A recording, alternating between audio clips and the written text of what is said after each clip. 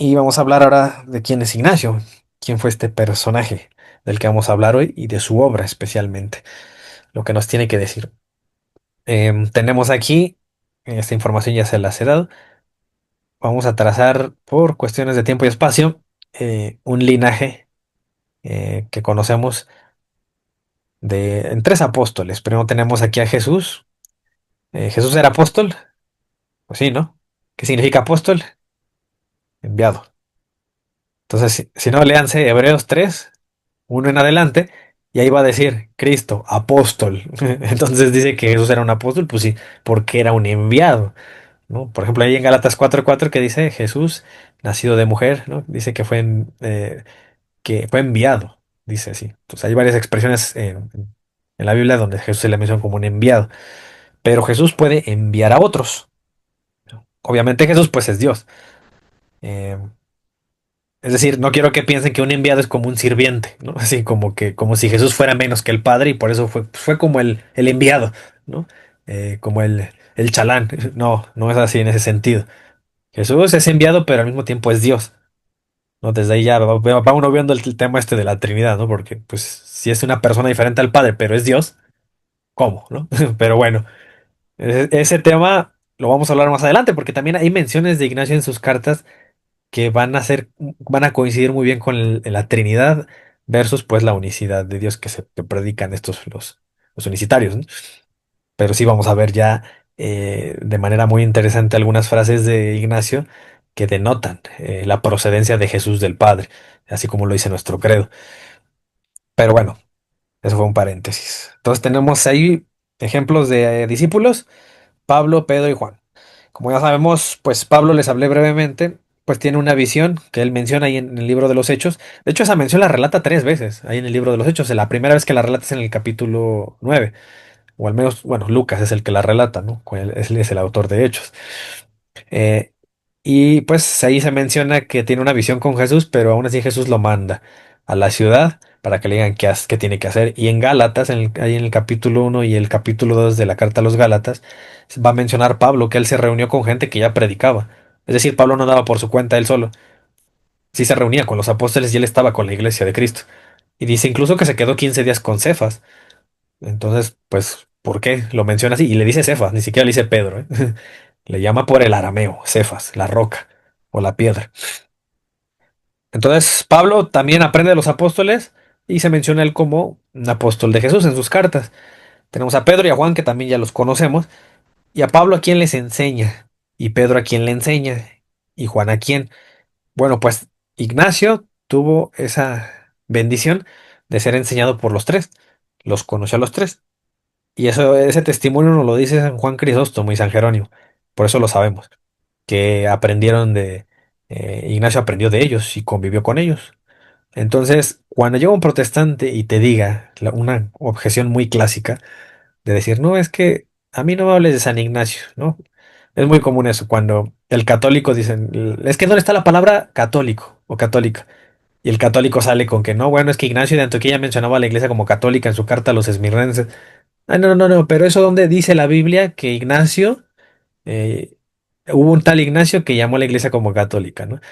Entonces el protestante ahí convenientemente se va a encerrar en que la Biblia, como es palabra de Dios, como que le van a atribuir a la Biblia como si tuviera una verdad limitada, como si fuera de la Biblia no hubiera verdad, ¿no? O sea, no, nada más háblame con la Biblia, porque como saben que eso no está en la Biblia, quieren limitar o hacer ahí una trampa para quitarte credibilidad solo porque eso no está en la Biblia, cuando hay verdades que están fuera de la Biblia y siguen siendo verdades, ¿no? Entonces, yo ya les ponía un ejemplo burdo de decir, pues es como decir, el descubrimiento de América, pues no está en la Biblia, pero fue verdad, ¿no? Existió Cristóbal Colón, eh, existió Isaac Newton y él estudió, ¿no?, el movimiento de los cuerpos. Y eso es verdad lo que él dijo, lo que dijo Einstein, y no está en la Biblia, pero es verdad. Ah, bueno, pues también el cristianismo continuó, no se quedó encerrado en la Biblia, continuó después del Apocalipsis, continuaron los discípulos de los apóstoles. Entonces, eso no lo podemos borrar de la historia.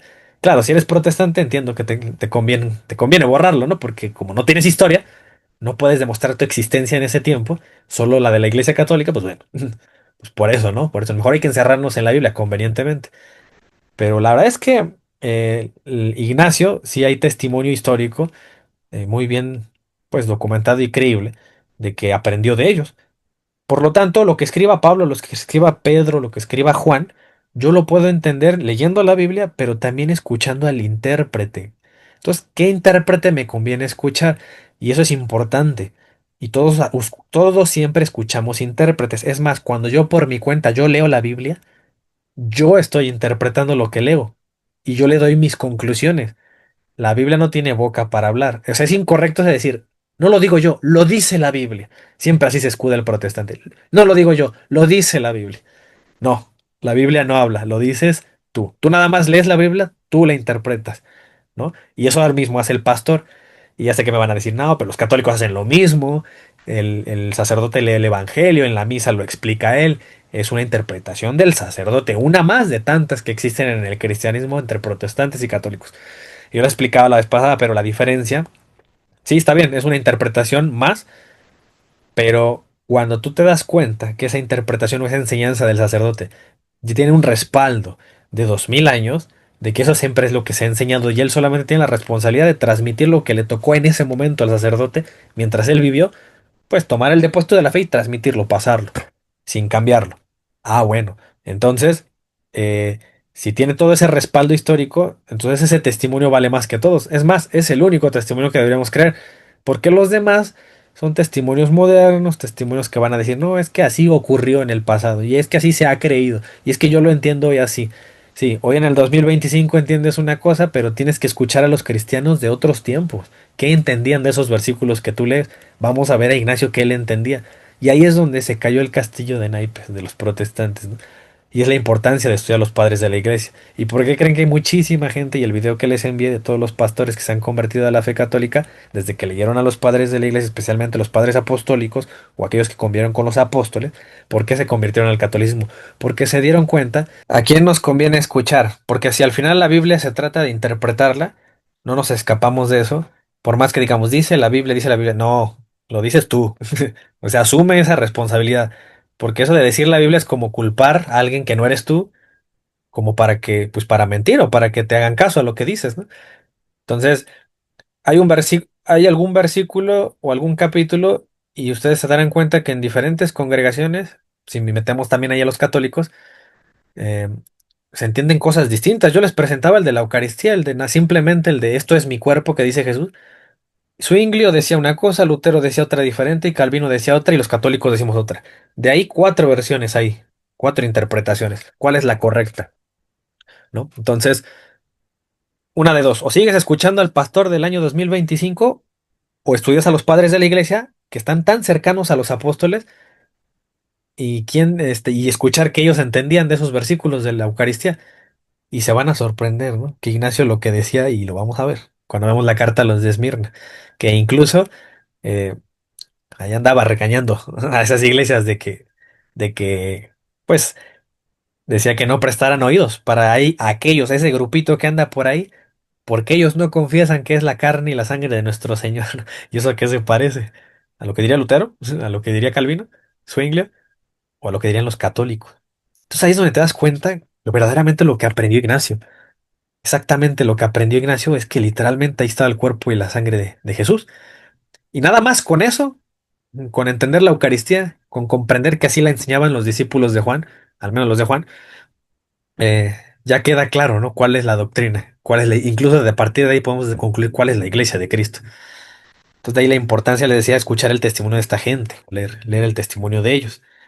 Y no quedarme con una interpretación muy moderna de alguien que apenas leyó la Biblia y que apenas dice que tuvo una visión de Dios y te empieza a enseñar cosas distintas, ¿no? Como si el mismo Dios se refutara a sí mismo los 2000 años y ahora enseña algo nuevo a esta persona con su supuesta revelación y con la nueva iglesia que tiene.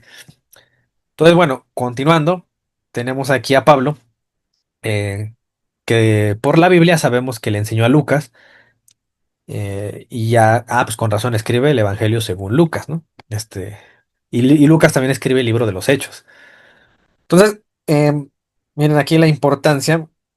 Alguna vez estaba viendo un diálogo que tenía una apologeta con una persona, un protestante.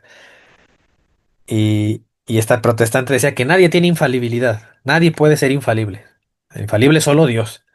Y este apologista le decía, a ver, nadie puede ser infalible en ningún momento. Y le dijo, no. Y le dijo, a ver, ¿tú crees que Pablo fue infalible al menos cuando escribió sus cartas? Y no, a mí me dio mucha gracia ese planteamiento que él hizo, porque dije, no, ahí ya lo agarro, o sea, no puede, sí, no puede seguir sosteniendo, ¿no? Al menos en ese momento que escribió las cartas, Pablo debió haber sido infalible. Dios le debió haber otorgado en ese instante, mientras escribía, no escribir con error, porque si resulta que Pablo es falible, es decir, puede fallar, pues, ¿qué le andamos haciendo caso a sus cartas? ¿Qué tal y si escribió errores, no? Ah, no, no, no, sí, bueno, sí, dice este protestante.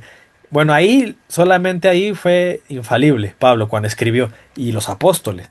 Pero nada más los 12 apóstoles, nadie más, ¿no? Porque no le gustaba la idea que el Papa es infalible, en algunos momentos, obviamente, ¿no? No siempre lo creemos, solo en algunos momentos que es infalible el Papa. Y pues se fue más profundo este apologista católico, le dijo, entonces nadie es infalible, pero ahora cambias a que sí, algunos sí, sí tienen la infalibilidad en algún momento. Dijo, no, pero nada más los apóstoles de Jesús, nadie más. Y le dijo el apologista, a ver, si nada más fueron los 12 apóstoles, o si quieres incluir ahí a Pablo. Bueno, él le decía eso, pues, solamente los 12, Pablo no formaba parte de los 12. Entonces no puede ser el infalible. Y Lucas también fue discípulo de Pablo, o sea, ni siquiera fue de los 12. Tendríamos que tirar el Evangelio de Lucas y todas las cartas de Pablo, ¿no? Si no, no fueron parte de los 12. Entonces, ahí es donde te vas dando cuenta que este jueguito, ¿no? De tratar de hacer ver que no existe infalibilidad, cuando menos en esos momentos que se escribe, ya no es tan sostenible, ¿no? Sí, ahí es donde uno puede decir y ni modo, dar el brazo a torcer, porque pues si no nos quedamos sin Biblia prácticamente. Debe haber un momento en el que no haya error en el ser humano. ¿Por qué? Porque viene colaborando con Dios o inspirado por el Espíritu Santo escribe, ¿no? Entonces tenemos ahí el Evangelio de Lucas y a pesar de que Lucas no fue enseñado directamente con Jesús, incluso cuando empieza el Evangelio de Lucas, acuérdense que empieza él narrando en el capítulo 1 verso 1 que él investigó. O sea, desde ahí te está diciendo que él no era testigo ocular. Él no vio nada, pero él fue con los testigos. O sea, fíjense, todavía no es un testimonio directo, pero él investigó, ¿no? Entonces, desde ahí ya debería haber, si eres así escéptico, debería haber desconfianza en creer el Evangelio de Lucas. Sin embargo, es palabra de Dios y está metido en la Biblia. Y los protestantes no lo quitan, ¿no? Sí le creen a la investigación que hizo Lucas, aunque él no vio nada. Entonces, pero bueno, ese será tema cuando hablemos del canon, ¿no? De todo este tema. Hay más discípulos que tiene Pablo, solo menciona algunos, no todos, porque son mencionados ahí en las cartas, les manda saludos y no y menciona varios. Dionisio, que se mencionan ahí en Hechos 17, en el último versículo, lo menciono porque todavía tenemos los escritos de Dionisio y algún día se los voy a explicar o los veremos. Alguna vez lo vimos cuando vimos el bautismo y les enseñé la evidencia de los padrinos de bautismo. Dionisio es el que escribe eso, que los niños que sean incluidos en los sacramentos y que incluso tengan a un asesor o una persona que les dé acompañamiento, ¿no? De ahí el concepto de padrinos de bautismo. Timoteo, pues por eso están las cartas a Timoteo, Pablo escribe a Tito, a Filemón, sabemos que son sus discípulos. Y Clemente de Roma, que también es mencionado por ahí, si mal no recuerdo creo en el libro de Hechos, un tal Clemente. Y no solamente fue enseñado él por Pablo, sabemos también que fue enseñado por Pedro. Y Clemente, pues también pasó a ser el obispo de Roma. Después de Pedro, siguió Lino, después Clemente. Por lo tanto, estamos hablando, si es el obispo de Roma, estamos hablando del Papa. Entonces fue uno de los papas. También sabemos que Pedro iba con Marcos, incluso, ¿no? Hay por ahí una de sus cartas menciona que anda con Marcos y que les manda saludos. Juan Marcos se llamaba, ¿no? O le llamaban así en la tradición. Y Marcos, pues, aunque aprendió de Pedro, pues escribe un evangelio, escribe lo que le contó muy probablemente Pedro, y lo tenemos como palabra de Dios también, el evangelio de Marcos, ¿no? Entonces, parece que la infalibilidad, aparte de que está en Jesús, la comparte, al menos cuando escriban la Biblia, ¿no? Eh, la Pablo, Pedro y los dos apóstoles, y parece que también debe ser compartida con Marcos, ¿no? Si no, por algo está en la Biblia, porque pues, fue inspirada y lo que está ahí pues, es infalible, es decir, es sin fallos. Obviamente, miren, ahí ya toda esta generación de aquí, junto con Ignacio, ¿no? ¿Ya vieron cuál es el lugar de Ignacio? Está con toda esta generación de los primeros discípulos de los apóstoles. Y ya pasando a Juan, tenemos que Juan enseñó a Ignacio, pero también enseñó a otro obispo de la ciudad de Hierápolis, que es Papías, y enseñó a otro que se quedó ahí en la iglesia de Esmirna, que es Policarpo.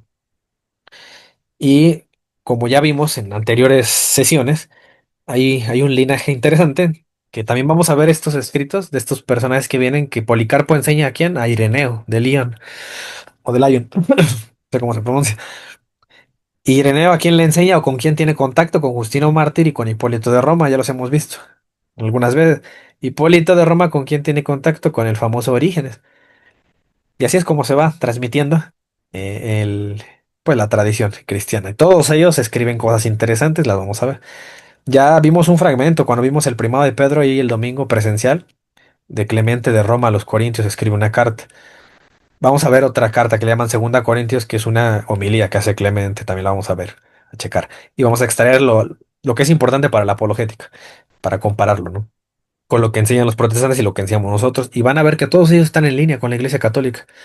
No tienen ningún problema en todo, en la Eucaristía, hablan de purgatorio, de todo lo que causa controversias. A los protestantes, ellos lo hablan claro. Y se ve claro que eran católicos, todos ellos. O sea que el protestantismo llegó mucho después con novedades. No llegó a restaurar la sana doctrina. Más bien llegó a revivir las herejías que todos estos perseguían. Todos ellos perseguían herejías y a herejes. Y justamente se parece mucho a lo que creían los protestantes, que había algunos que decían que Jesús no era Dios, como los testigos de Jehová, que había estos persiguieron o hicieron apología contra las personas que decían que Cristo no era verdadero hombre o no era verdadero Dios, que decían que María no era madre de Dios, solo madre de Jesucristo, los que decían que eh, la Eucaristía solo era un símbolo, ¿no? O sea, todas esas cuestiones que ya hemos hablado hasta el cansancio aquí en la apologética.